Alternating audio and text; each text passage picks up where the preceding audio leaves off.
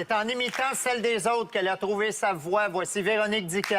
Le ciel peut bien tomber et les anges rouler à mes pieds. Tes yeux posés sur moi makes me believe. Le monde devenir en flamme et le diable convoiter mon âme. Your love makes me feel happy. Barricader, gens tout. Bonsoir, Véronique. Bienvenue à Tout le monde en parle. Ça fait longtemps qu'on n'a pas eu une de bonne humeur de même, hein? C'est le fun. Oui, c'est dur d'être de mauvaise humeur T'as pas dernièrement. vu la commission Charbonneau sortir? Véronique, on t'a connue comme chanteuse, mais c'est comme imitatrice que ta carrière a réellement explosé. Dans les dernières années, tu as performé en Europe et à Las Vegas. Tu vas amorcer bientôt une mini-tournée en sol québécois où tu vas présenter ton spectacle « La voix des autres ». Tu transportes avec toi une cinquantaine de voix sur scène, dont Adèle, Madonna, Céline Dion, Édith Piaf, qui d'autres? Au Québec, je vais faire Marie-Carmen, évidemment, Isabelle, Ginette qui me suivent, que j'aime au bout imiter, mais je vais faire... Ils viennent avec toi, là? Oui, ils sont tous là. Puis, Les amis imaginaires. c'est ça, oui, c'est assez, oui.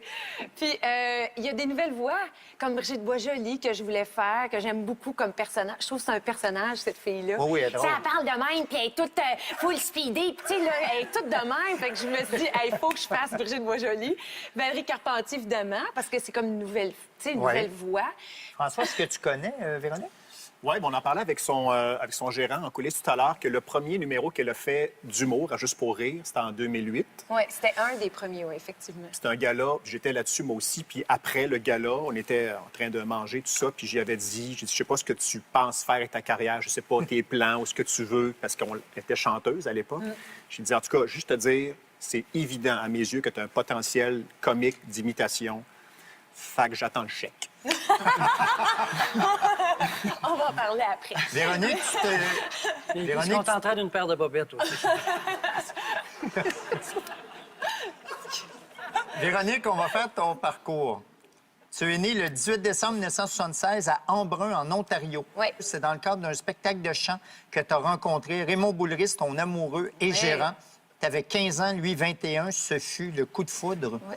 Quelques années plus tard, vous avez quitté l'Ontario, mis le cap sur Montréal. Raymond a quitté son emploi pour prendre les commandes de ta carrière. Et tu voulais être chanteuse. C'est d'ailleurs toi qui chantais ça. Le ciel peut bien tomber et les anges rouler à mes pieds. Tes yeux posés sur moi makes me believe. Mais tu dis Miss Maybelline, c'est quoi que tu dis? Non, je dis pas Miss Maybelline, je dis Makes Me Believe. OK. D'ailleurs, il y avait un animateur, c'était comprenais, tellement mais drôle. Il est vieux, il entend mal. Miss Maybelline. Il vient du Saguenay, puis il est vieux, il comprend pas l'anglais. Ouais, là, on entend Miss Maybelline, toi. Le ciel peut bien tomber et les anges rouler à mes pieds. Tes yeux posés sur moi makes me believe. Ah oui, Miss B. Tout le monde a compris Miss Maybelline, oui. Miss Maybelline. Mais il y a un animateur radio. Il y a un matin, je fais la tournée, évidemment, de la promotion d'album. Puis il y a un animateur qui dit oui, nous sommes ici avec Véronique Dicker, Miss Maybelline. Et là, je fais qu'est-ce qu'il dit? Qu'est-ce qu'il Miss dit? Et là, Maybelline. on s'en va à pause. Je dis qu'est-ce que c'est ça? C'est Miss Maybelline. Il dit tu dis ça dans ta tourne. Je fais non. Makes me Non, Makes believe. me believe. Véronique, C'était quoi la question, donc? c'était... est-ce que tu menais la carrière de chanteuse dont tu rêvais?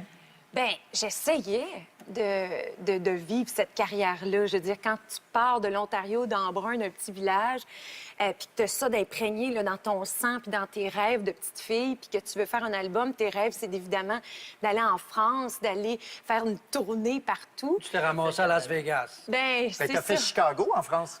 Oui, on a fait Chicago, puis naïvement, nous, on pensait qu'en allant en France, je pouvais aller justement dans le marché français, puis c'était pas ça pantoute. Quand on est arrivé au Virgin Store, puis qu'on a vu toutes les chanteuses francophones, c'est là que tu fais comme « Aïe, aïe, le marché francophone est énorme en Europe. » Donc, ça m'a vraiment frappée. Et puis après ça, je me suis dit, bien, je vais essayer de faire le petit bout de chemin que je peux. Et puis, je pense que je vis aujourd'hui ce que j'aurais aimé vivre en chanson, mais en même temps, je me verrais pas vivre autrement ce Que que maintenant. je vis que maintenant en tant qu'imitatrice. Tu as toujours fait des imitations. Petite, tu imitais les profs dans la cour d'école ou les personnages de Pauline Martin. Oui! À la télévision. Pendant que tu travaillais sur ton 3e album avec Marc Dupré, il t'a demandé si tu accepterais de faire la première partie de Céline Dion au Centre Bell, mais pas comme chanteuse, comme imitatrice. Manon. Oh! S'il n'en reste qu'une pour l'amour grand format, et s'il n'en reste qu'une, je serai celle-là. Je serai celle-là.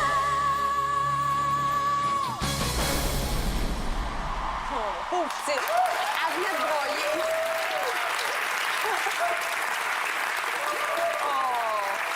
C'est bien meilleur que Céline.